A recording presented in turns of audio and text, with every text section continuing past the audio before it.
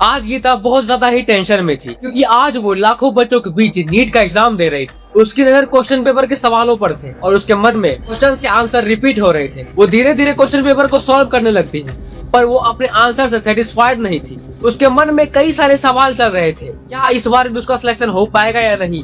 क्या mummy papa के सपने पूरे हो पाएंगे या नहीं? यही सोच सोच कर वो एग्जाम पेपर को लिखती है और वो एग्जाम हॉल से बाहर आती है और घर के लिए निकल जाती है। रास्ते भर अपने लिखे हुए आंसर को याद कर रही थी और जैसे ही वो घर पहुंचती है, अपने रूम में जाकर किताब खोलकर अपने आंसर्स को मैच करने लगती है। और जब एक एक करके सारे क्वेश्चंस के आंसर को वो मैच करती है तो उसे पता चलता है उसका इस बार भी सिलेक्शन नहीं हो पाएगा। वो धीरे धीरे डिप्रेस्ड होने लगती है। उसके मन में फिर से कई सारे सवाल चलने लगे। अगर उसका इस बार भी सिलेक्शन नहीं हो पाएगा तो उसके मम्मी पापा का दिल टूट जाएगा, वो फिर से उम्मीद हार जाएगी और यही सोच सोच कर वो सुसाइड कर लेती है। हर साल लाखों बच्चे नीट का एग्जाम देते हैं और वो इस एग्जाम को देने के लिए दिन रात मेहनत करते हैं। कोचिंग सेंटर्स की फीस इतनी हाई है कि बच्चे के माता पिता अपने घर को गिरवी रखकर इन कोचिंग सेंटर्स की फीस भरते हैं और अपने बच्चे को एक बेस्ट एजुकेशन प्रोवाइड करते हैं। और वो उम्मीद लगाते हैं कि जब उनका बेटा डॉक्टर बन जाएगा तो वो सभी के कर्ज चुका देगा। और यही सब सोचकर कई सारे बच्चे 2026 में नीट का एग्जाम देने आते हैं अपने घर से 400 किलोमीटर दूर। और 3 मई को नीट का एग्जाम स्टार्ट होता है। कई सारे बच्चे 3 मई को एग्जाम देने सेंटर पर पहुंचते हैं और वो खुशी खुशी एग्जाम दे रहे होते हैं। और इसी के 3 दिन बाद यानी 7 मई 2026 को पता चलता है कि पेपर लीक हो चुका है। और इसी बात पर कई सारे स्टूडेंट प्रोटेस्ट करने लगते हैं और 12 मई को नीट का एग्जाम रद्द कर दिया जाता है। पर असल बात तो ये है, जब 2024 में पेपर लीक हुआ था तो 2025 में क्वेश्चन इतने ज्यादा टफ थे, बच्चे से क्वेश्चन सॉल्व भी नहीं हो पा रहे थे। और इस बार भी वही होगा। 2026 में पेपर लीक हुआ, अगर 2027 में इसका एग्जाम होगा तो क्वेश्चंस इतने ज्यादा टफ होंगे, बच्चे पहले ही सेंटर पर हार मान चुके होंगे। पर एनटीए का सिस्टम पेपर लीक को क्यों नहीं बचा पाया?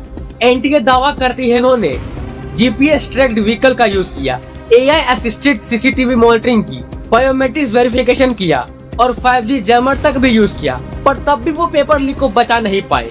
पर असल में ग्राउंड लेवल पर ही सिस्टम वीक है। इन्वेस्टिगेशन में पता चला कि हजारीबाग झारखंड के ओसीएस पब्लिक स्कूल में स्ट्रॉन्ग रूम का बैक डोर खुला छोड़ दिया गया, जहां से मास्टरमाइंड ने लॉकर को खोला और पेपर की सील तोड़ी और उसकी फोटो ली और तुरंत व्हाट्सएप ग्रुप और टेलीग्राम ग्रुप पर फैला दिया गया।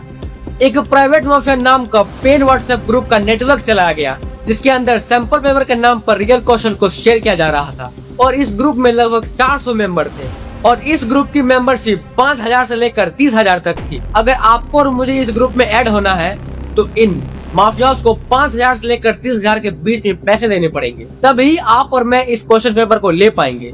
इस पूरे गेम का मास्टरमाइंड मनीष यादव को बताया गया। पंकज कुमार ने हजारीबाग में स्ट्रॉन्ग रूम ब्रेच करके क्वेश्चन पेपर की फोटो ली और शुभम खैरनर BAMS का स्टूडेंट था और वो भी इस गेम का हिस्सा था। इन सब ने मिलकर क्वेश्चन पेपर को लीक किया और बदले में पैसे लिए। इन सब ने मिलकर क्वेश्चन पेपर को लीक किया, पर इन्होंने एक बार भी उन बच्चों के बारे में नहीं सोचा जिन्होंने दिन रात मेहनत की।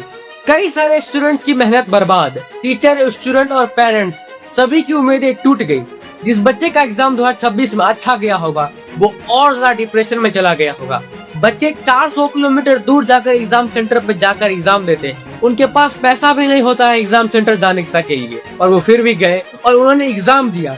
पर पेपर लीक की वजह से उनका एग्जाम रद्द कर दिया गया। किसी गरीब का बेटा वो एग्जाम देने गया होगा, किसी माँ ने अपने गहने गिरवी रख कर अपने बेटे को पढ़ाया होगा, किसी के पिता ने अपनी जमीन को गिरवी रख करके कोचिंग सेंटर्स की फीस दी होगी। वो सभी बर्बाद हो चुकी है और एनटीए कह रही है कि ये एग्जाम फिर से होगा। जरा सोचिए इन सब का असर बच्चों पर क्या पड़ रहा होगा। कई सारे बच्चों ने तो ये तक सोच लिया होगा कि अब सुसाइड के अलावा कोई ऑप्शन भी नहीं है, जैसा हमने गीता की कहानी में देखा। इन लालचों की वजह से सिर्फ 2025 में कोटा में नीट प्रिपरेशन के दौरान 14 बच्चों ने सुसाइड कर लिया। बच्चों के दिमाग में डर और फेल का प्रेशर इतना ज्यादा बढ़ जाता है कि वो मौत को भी गले लगा लेते हैं। पर इन सारी चीजों को रोकने के लिए हमारी सरकार क्या कर रही है, हमारी देश की मीडिया क्या कर रही है? पेपर लीक को रोकने के लिए सरकार को बहुत से कड़े नियम बनाने होंगे। खास करके एनटीए को सस्पेंड भी करना चाहिए ताकि आगे से पेपर लीक ना हो।